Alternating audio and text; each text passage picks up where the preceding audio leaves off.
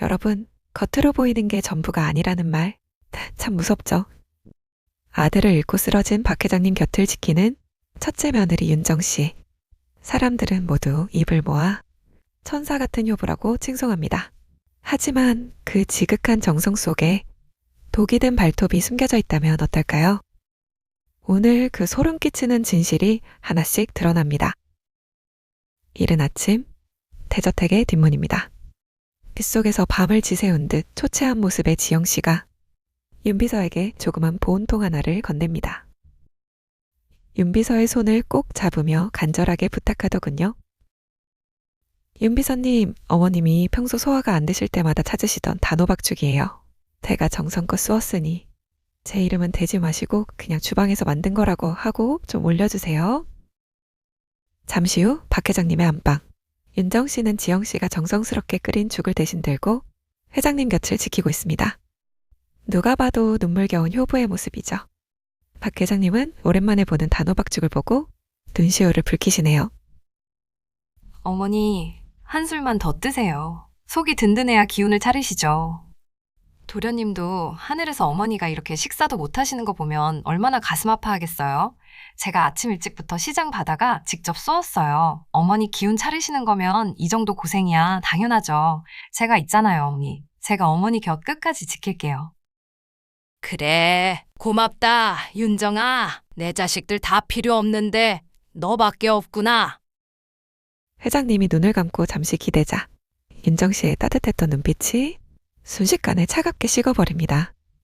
떨리는 손을 잡아주던 그녀의 손에 힘이 들어가고 입가에는 미세한 비웃음이 스쳐 지나가죠. 박 회장의 방에서 나온 그녀는 식탁에 놓인 죽그릇을 집어들고 주방 싱크대로 향하더니 주저없이 죽을 쏟아버립니다. 천박한 고아년이 어디라고 이런 걸 들이밀어? 소름 끼쳐 정말. 어머니도 참 왜 이런 걸 드시고 싶으실까? 오후가 되자 주치의 최 원장이 찾아왔습니다. 그런데 서재에 들어가기 전 복도 끝에서 최 원장이 누군가와 다급하게 통화하는 소리가 들립니다. 예, 사장님. 일주일만 시간을 더 주십시오. 병원 경영이 조금만 정상화되면 바로 갖겠습니다. 예? 당장 압류라니요. 사장님, 제발 살려주십시오. 전화를 끊고 땀을 닦으며 서재로 들어서는 최 원장. 그곳엔 이미 모든 걸 알고 있다는 듯 윤정 씨가 서늘한 미소로 그를 기다리고 있었습니다. 회장님의 건강을 진심으로 걱정하는 며느리처럼 보이지만 대화의 내용은 점점 이상한 방향으로 흘러갑니다. 원장님, 통화 내용이 참 안타깝네요. 병원 경영난에 도박비까지 이번 달 넘기기 힘드시겠어요. 사채업자들이 병원 로비까지 들이닥칠 텐데 괜찮으시겠어요? 원장님을 도울 사람은 저밖에 없을 것 같은데? 윤정 씨는 겁에 질린 최 원장을 자리에 앉히고 회장님의 건강에 대해 묻기 시작합니다. 며느리의 탈을 쓴 악마가 입을 여는 순간입니다. 원장님, 우리 어머니 정말 다시 예전처럼 호전되실 수 있는 건가요? 제가 무엇을 더 조심해야 할까요? 절대 하면 안 되는 게 있다면 미리 말씀해 주세요. 충격이 크시긴 했지만 회복 가능성은 충분합니다. 다만 지금 처방해드린 약과 신경안정 성분의 특정 약물이 섞이면 아주 위험합니다. 그 약물은 노인분들께 치명적인 환각이나 심부전증을 일으킬 수 있어서 절대로 어떤 경우에도 복용하게 해서는 안 됩니다. 어머, 세상에. 환각이라니요? 그럼 정신이 혼미해지다가 자칫 잘못하면 생명이 위험해질 수도 있다는 말씀인가요? 무섭네요. 정말 조심해야겠네요. 윤정 씨는 놀란 척 가슴을 쓸어내리더니 이내 최 원장에게 다가와 아주 낮은 목소리로 덧붙입니다.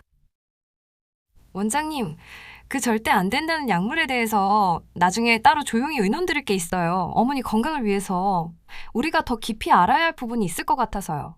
제 말 무슨 뜻인지 아시죠? 그런데 이들의 대화가 오가는 서재 문 밖. 수십 년간 박 회장의 수족이었던 윤비서가 굳은 표정으로 서 있었습니다. 원래는 결제 서류를 가져온 것이었지만 안에서 들려오는 묘한 대화에 발걸음을 멈춘 것이죠. 최 원장과 큰 사모님이 왜 저렇게 은밀하게 대화를 나누는 거지? 어머니 건강을 걱정한다면서 왜 하지 말라는 약물을 그토록 상세히 묻는 거지? 게다가 나중에 따로 의논하자며 주치의의 약점을 찌르는 저 눈빛. 이상해. 윤비서는 문틈 너머로 최 원장이 건네는 약봉지와 그것을 받아쥔 윤정 씨의 손끝이 파르르 떨리는 것을 포착했습니다. 그것은 두려움이 아니라 금기된 무언가를 손에 넣은 자의 흥분처럼 보였죠.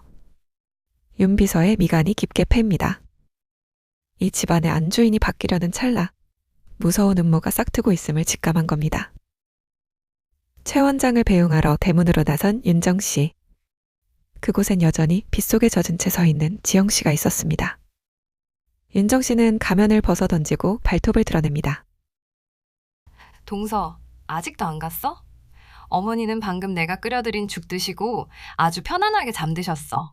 이제 어머니 곁엔 나밖에 없으니까 괜히 여기서 물벼락 맞지 말고 꺼져. 네가 있으면 어머니 건강만 더 악화돼. 형님, 어머니가 약은 잘 드시는지만 확인하게 해주세요. 제발요. 지영을 차갑게 외면하고 들어오는 윤정의 뒤로. 멀리서 이 광경을 지켜보는 윤비서의 눈빛이 지영을 향합니다. 어쩌면 이 집안의 비극을 막을 유일한 열쇠가 저 빗속의 여인일지도 모른다는 생각과 함께 말이죠.